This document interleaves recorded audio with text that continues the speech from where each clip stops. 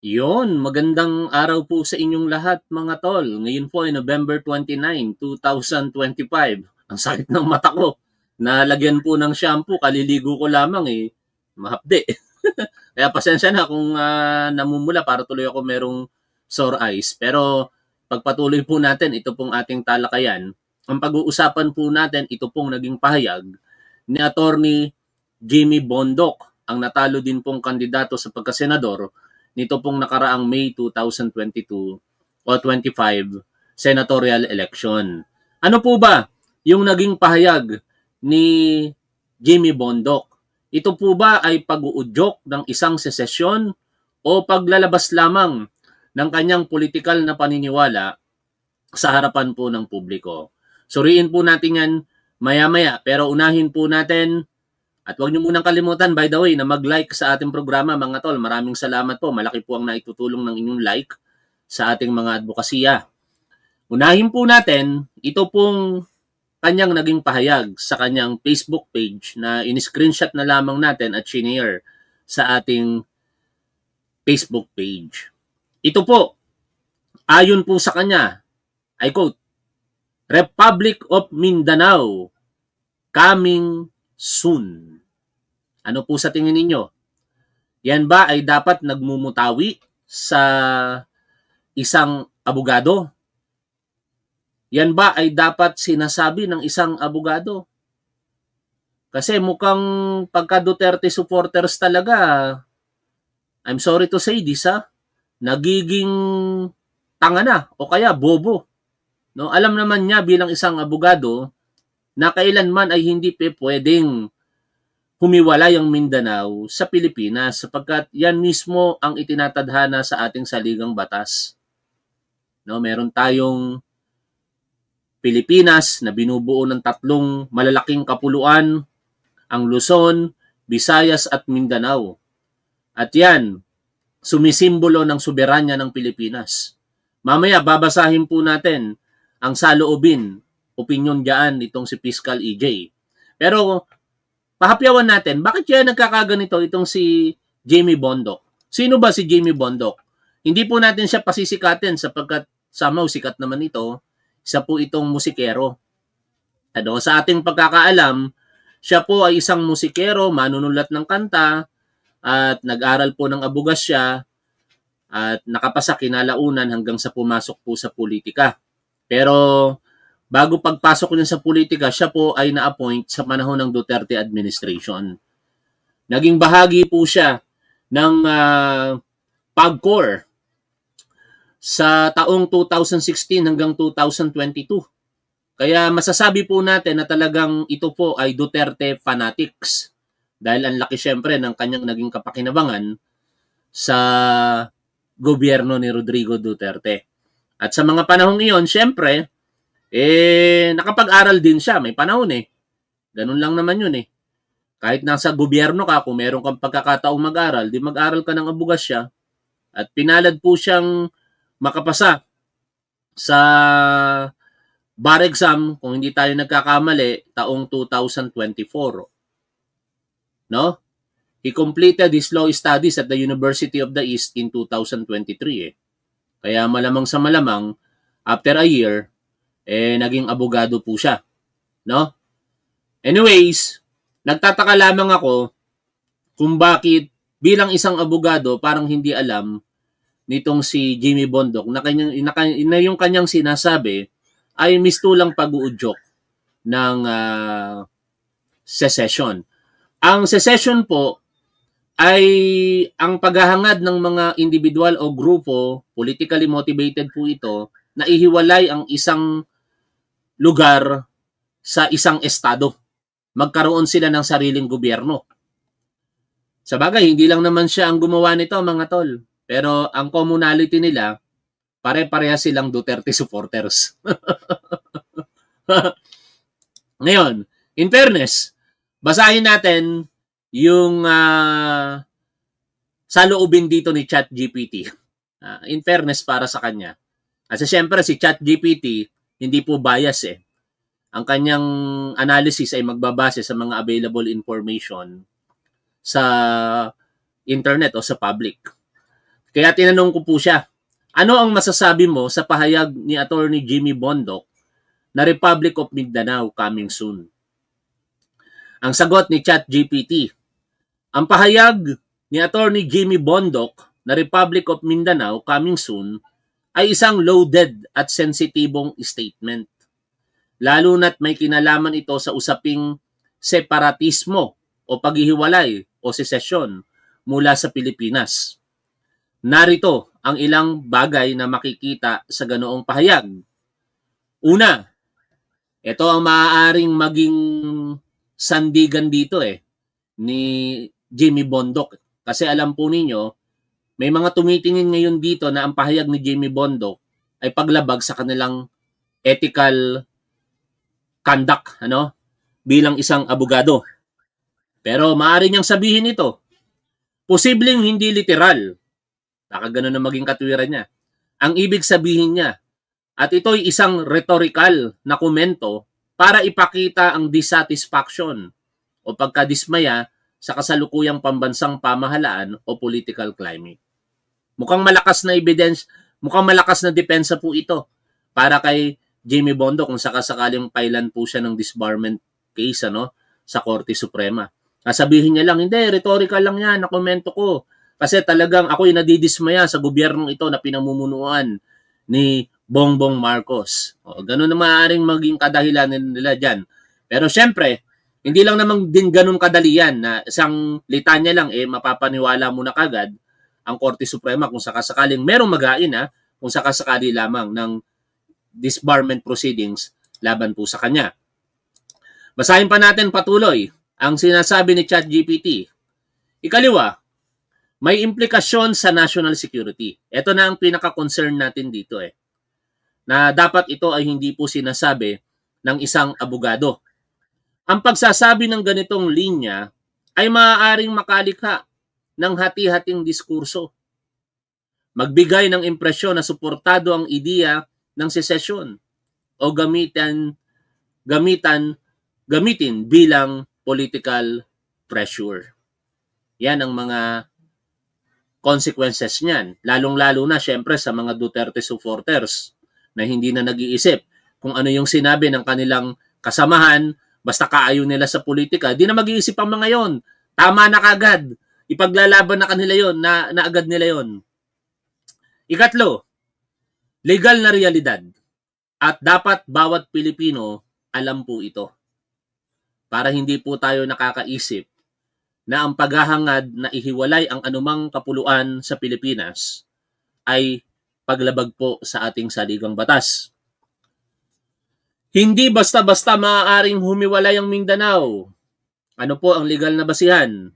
Ayon sa 1987 Constitution, walang probisyon na nagbibigay daan sa anumang rehiyon o grupo para magdeklara ng sariling republika.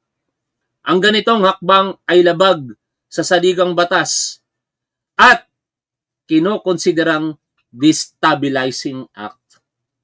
Lagi na lang ganito tong mga galawan ng mga Duterte supporters, Mga destabilizer talaga Kaya yung isang retiradong general, ngayon kumakaharap sa kasong inciting to sedition and inciting to rebellion Ang tinutukoy ko, yung retiradong si Romeo Pocis, May kinakaharap po iyon na kaso ngayon. Tuloy pa natin. Ayon pa kay ChatGPT, yung ika-4. Ito naman, posibleng reaksyon mula sa publiko. Siyempre, nakadepende po ito sa political na paniniwala ng bawat Pilipino. Sa atin, tinitingnan natin ito basically na katangahan na hindi maganda na sinasabi ng isang abogado na ito ay maaaring destabilisasyon at ito ay paghahangad na magkaroon sila ng sariling pamamahala sa kanilang lugar. Pero nagtataka ako, si Jimmy Bondoc, hindi naman yata ito taga Mindanao. Ito ay taga, kung tayo nagkakamali malamang sa malamang, taga Luzon po ito Ang iba ay maaaring makita ito bilang political sarcasm o protesta. Katulad ng maaaring maging depensa ni Jimmy Bondoc. Ang iba naman ay maaaring tingnan ito bilang irresponsableng pahayag na nag-uudyok ng pagkakabahagi-bahagi or divisiveness. At ganun natin nakikita ito, mga tol. Siyempre, yung ikalimang konteksto dito, kung ito ay sinasabi kasabay ng diskursong may kinalaman sa Mindanao, federalism o national politics, maaaring bahagi lang ito ng mas malawak na political messaging. O, yan po inilatag po natin yung mga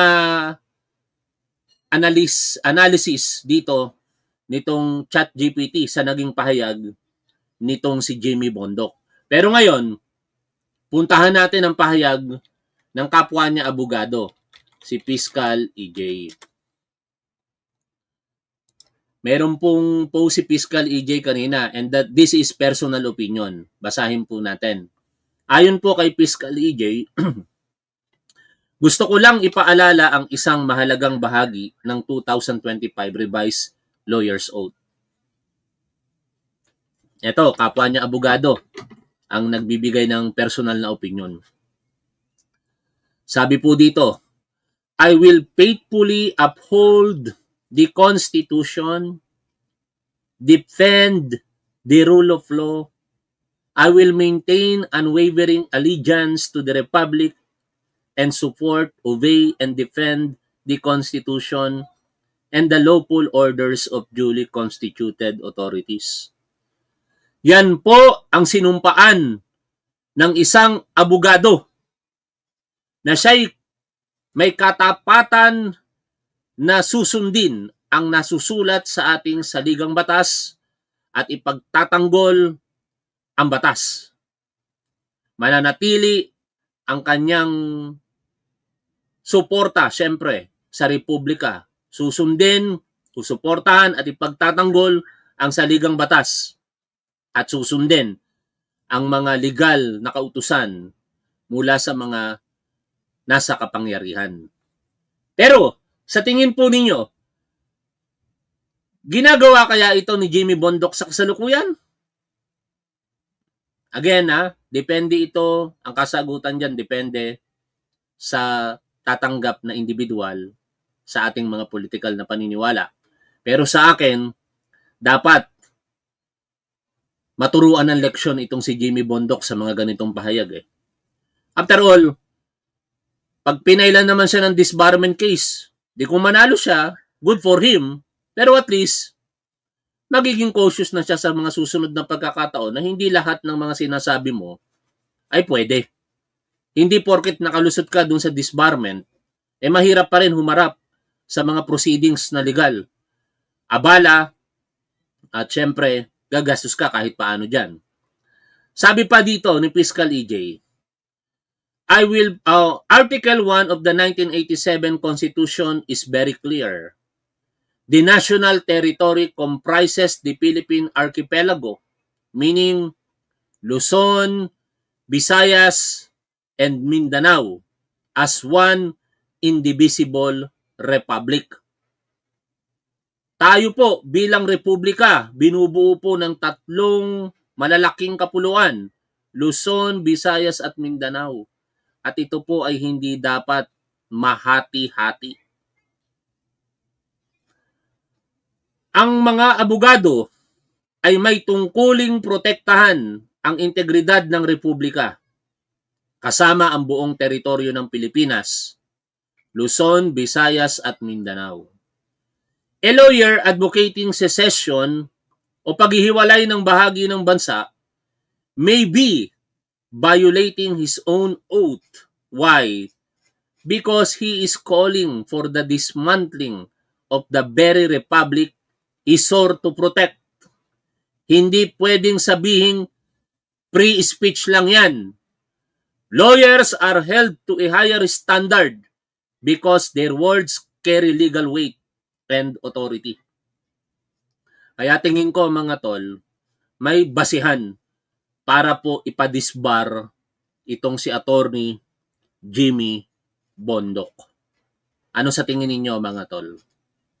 Dapat kasi itong mga ganitong tao, natuturuan talaga ng leksyon. Ang karapatan po natin sa malayang pamamahayag ay hindi po absolute.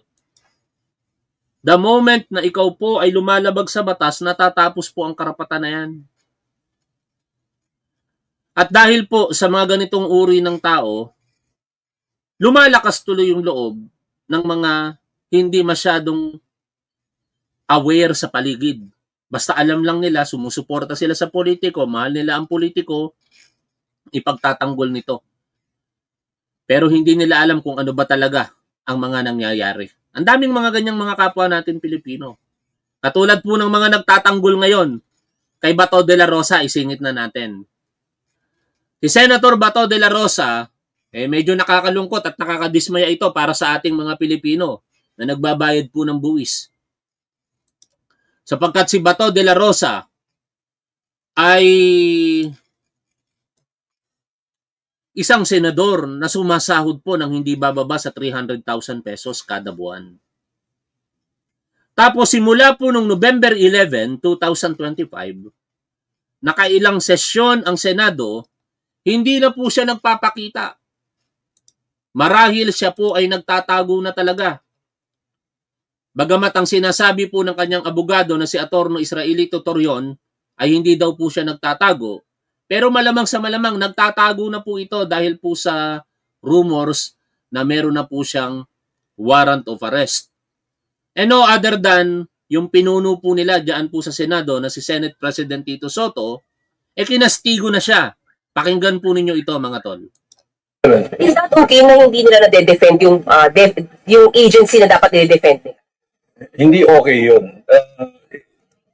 In the first place, dapat hindi mo hiniling na makuha mo yung mga chairmanship na yun kung hindi mo naman, kung kaya mo. Sana, kung hindi mo kaya, hindi mo dapat hiniling na makuha mo yung chairmanship na yun. Especially vice chairmanship ng budget, national defense, napakahalaga eh. So, I leave it to Senator Gatchalian, who's the chairman of the Committee on Finance. Siya lang bahala kung anong gagawin niya. Walang mga Biruin mo, napakahalaga nung didepensahan mong budget. Lalong-lalo na sa kinakaharap po ng Republika po natin ngayon. Partikular sa banta po ng seguridad na dinadala po ng Republic of China.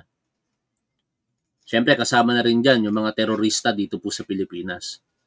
Tapos ikaw hindi ka nagpapakita. Ito ang pinakamasakit na katotohanan dito. Sa katanungan ng reporter, meron bang kaparusahan o sanction ang hindi pagpasok nitong si Ronald De La Rosa? Ano ang sagot? Is that okay? Hindi ko na ilagay. Pero ang sagot doon ni Senate President Tito Soto, walang sanction.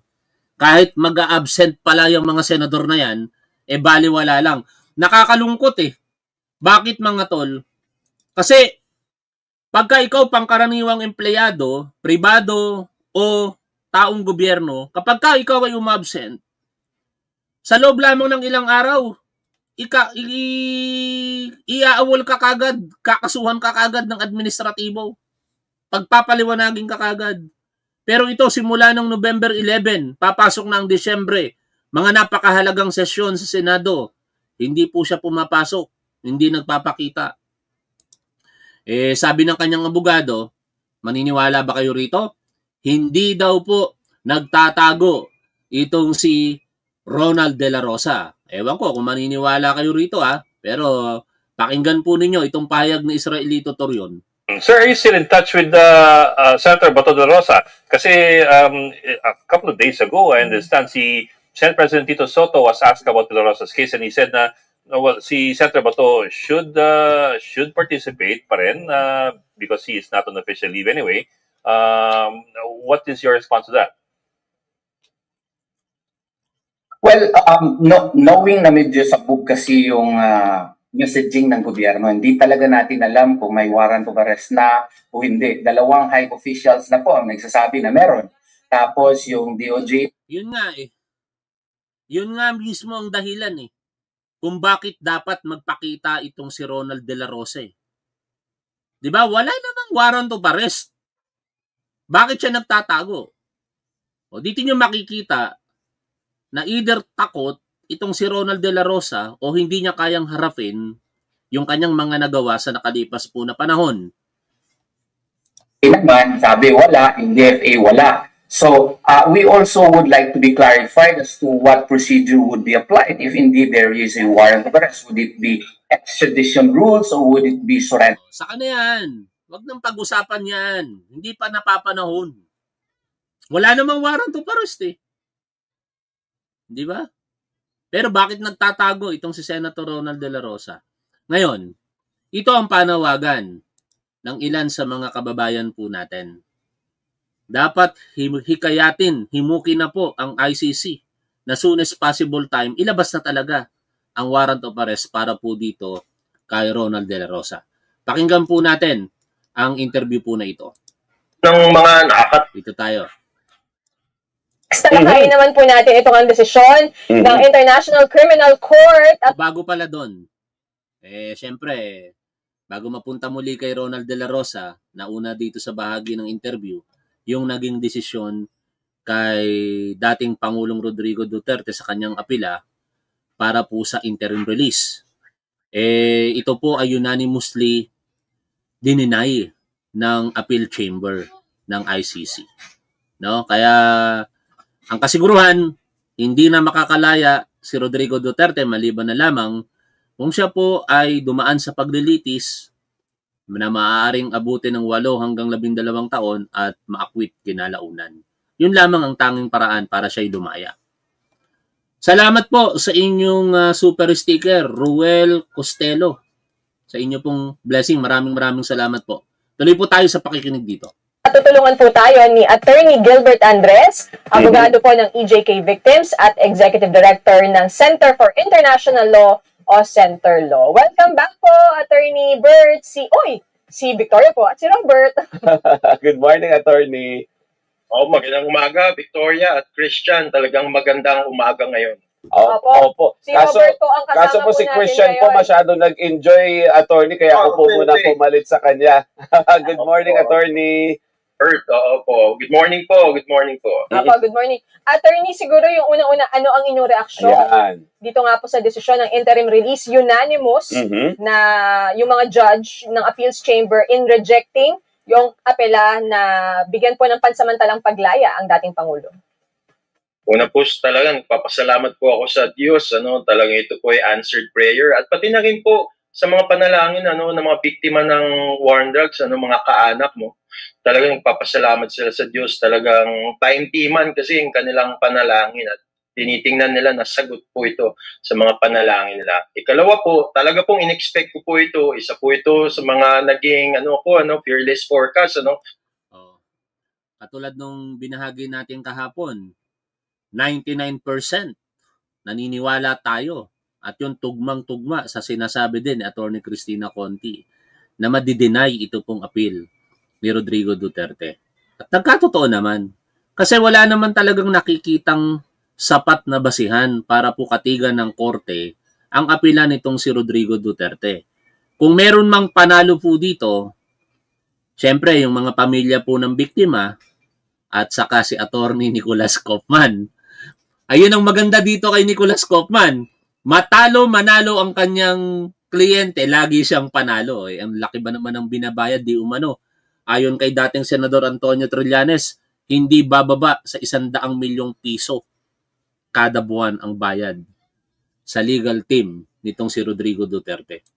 Na talagang ay ibabasura yung appeal at talagang i-affirm po ng appeals chamber, yung pre-trial chamber.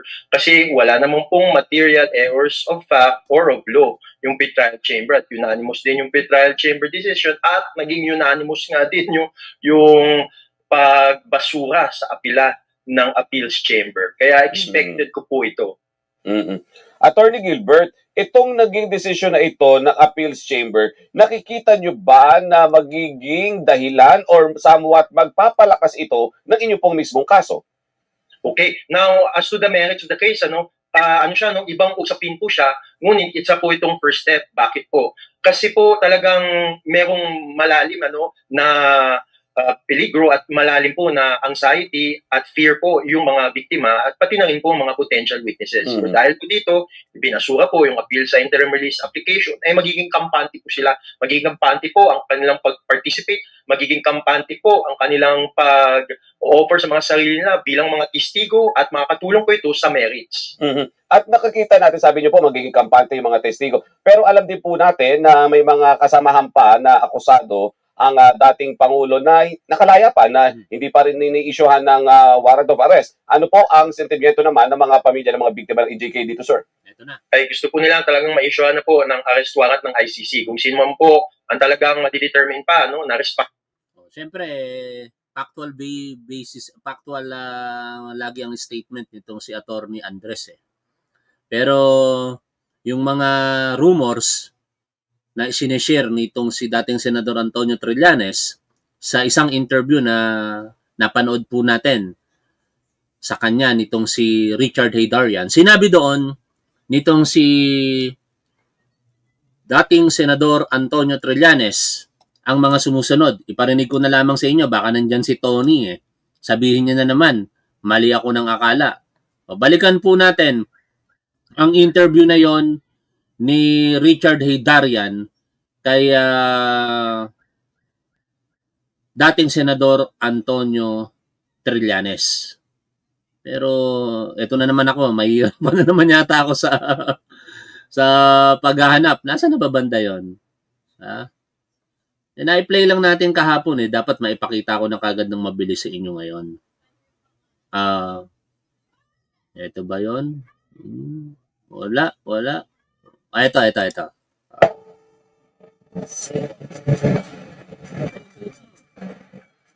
Hindi yan. Bakit yun yung naipakita ko? Hindi yun. Before nun. Pero, ito na naman tayo. Naghahanap na naman ako tuloy.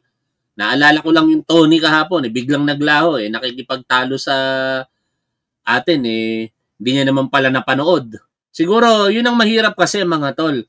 Kapag nagpapaniwala tayo basta-basta sa sabi-sabi. Ito yun Sino-sino ba ayon sa rumors, ayon sa intelligence nitong si dating Senador Trillanes, ang meron pong warrant of arrest at yung unfortunately wala.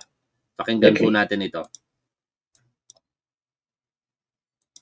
So, si Bato, ano na to, is just a waiting game sa kanya.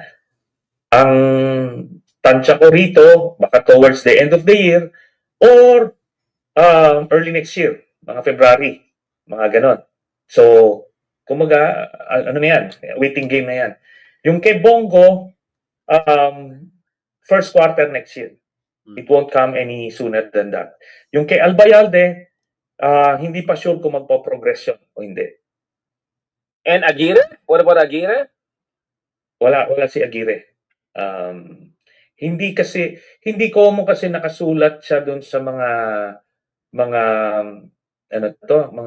documents ng ICC. It doesn't mean na na isasama siya kasi maraming na list down doon 30 plus personalities yun.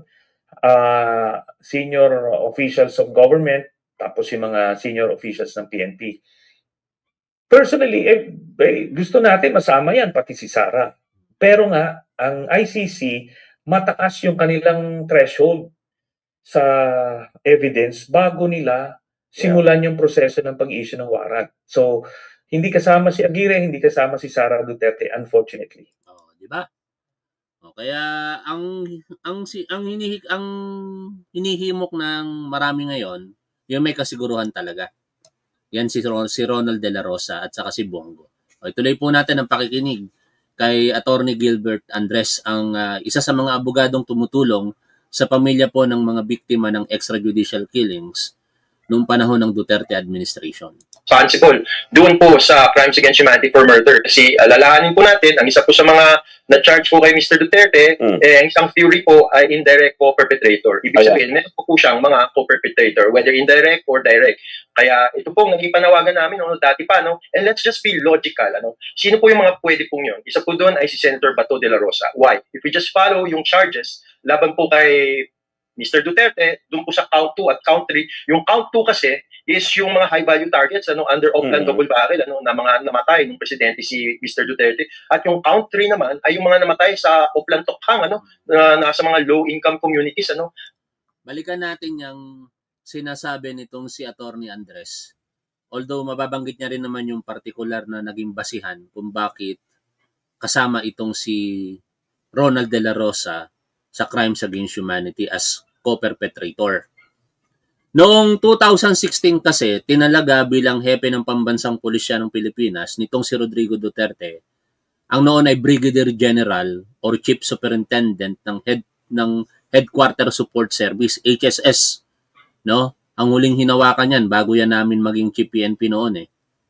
Tapos, sa unang-unang araw pa lamang ng kanyang panunungkulan bilang hepe ng PNP, ipinatupad ang Memorandum Circular 2016-001. Ito po ay tinatawag na Project Double Barrel.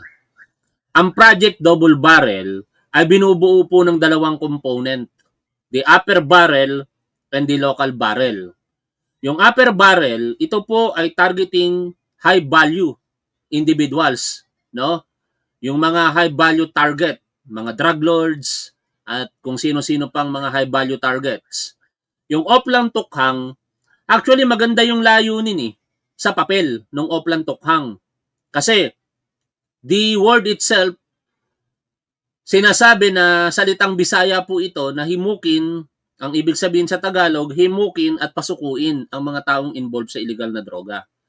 Wala sa papel na yan na dapat patayin, partikular ang mga mahihirap na gumagamit ng illegal na droga. Pero hindi po ganun ang nangyari. Sapagkat sa implementasyon po ng Oplan Tokhang, maraming sumuko pero libo-libo po ang napatay. At hindi pa doon natapos. Kasi, di ba, ipinangako ni Rodrigo Duterte, in 3 months time, tapos ang problema sa illegal na droga.